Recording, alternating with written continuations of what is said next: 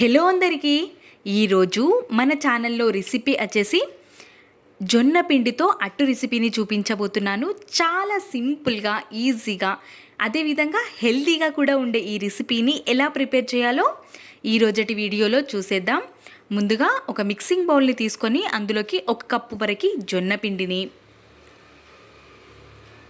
1/2 cup వరకు గోధుమ పిండిని యాడ్ చేసుకోవాలి. పుల్లటి పెరుగుని ఒక 2 టేబుల్ స్పూన్స్ వరకు తీసుకోవాలి. మీ దగ్గర పుల్లటి పెరుగు లేనట్టయితే కమ్మటి పెరుగునైనా సరే యాడ్ చేసుకొని ఒక 1/2 చెక్క నిమ్మరసాన్ని పిండుకోండి, సరిపోతుంది.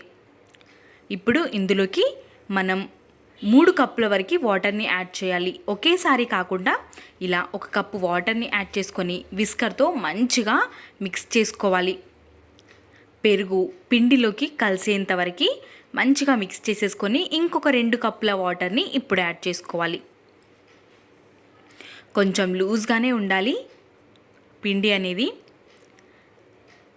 మొత్తం 3 కప్పుల వాటర్ అనేవి ఇక్కడ మనకి పడతాయి. మంచిగా విస్కర్తో మిక్స్ చేసుకోవాలి. ఇప్పుడు ఇందులోకి ఒక 2 టేబుల్ స్పూన్స్ వరకు ఉప్మా రవ్వని యాడ్ చేసుకోవాలి. సూజీ రవ్వ, ఉప్మా రవ్వ అంటూ ఉంటారు కదా, 2 టేబుల్ స్పూన్స్ వరకు యాడ్ చేసుకొని మంచిగా మిక్స్ చేసుకోవాలి. మిక్స్ చేసుకొని ఒక 5 మినిట్స్ పాటు పక్కన ఉంచుకుంటే మనకి వాటర్ అన్నీ రవ్వ అనేది పీల్చుకుంటుంది. ఈ విధంగా చూస్తున్నారు కదా, కన్సిస్టెన్సీ అనేది ఈ విధంగా ఉన్నప్పుడు మూతని కవర్ చేసుకొని ఒక 5 నిమిషాల పాటు పక్కన ఉంచుకుందాం. 5 నిమిషాల తర్వాత తెరిచి చూస్తే పిండి అనేది కొంచెం చిక్కబడి ఉంటుంది.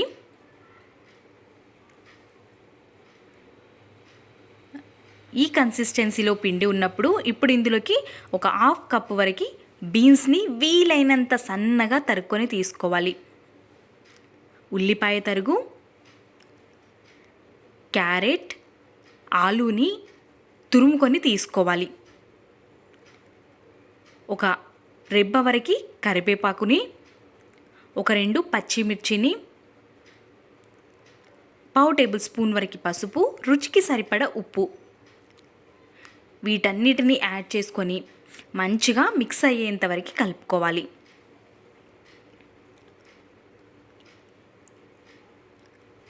మంచిగా పిండిని మిక్స్ చేసుకోవాలి. మన దగ్గర ఏ వెజిటేబుల్స్ ఉన్నా ఆ వెజిటేబుల్స్ని మనం యాడ్ చేసుకోవచ్చు, కానీ చాలా చాలా సన్నగా తరుక్కొని తీసుకోవాలి. వేగడానికి టైం పట్టేవి వేయకూడదు, తొందరగా వేగిపోయేవి మాత్రమే వేయాలి. బీన్స్ కూడా లేతగా ఉండే బీన్స్ అయితేనే మనకి తొందరగా వేగుతాయి. ఈ విధంగా కలుపుకోవాలి పిండిని. కన్సిస్టెన్సీ అనేది ఇక్కడ చూస్తున్నారు కదా, ఈ విధంగా ఉండాలి.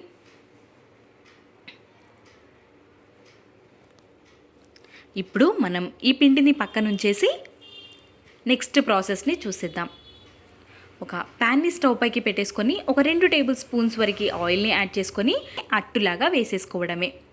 మరీ పల్చగా కాకుండా ఈ విధంగా వేసేసుకొని పైనుంచి నువ్వులని యాడ్ చేసుకోవాలి. చూడడానికి, తినడానికి చాలా టేస్టీగా ఉంటాయి. మూతని కవర్ చేసుకొని మీడియం ఫ్లేమ్లో పెట్టుకొని వేయించుకోవాలి.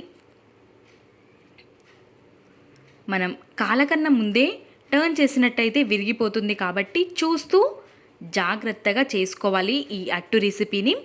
ఈ విధంగా 2 సైడ్స్ టర్న్ చేసుకొని కాల్ చేసుకోవడమే.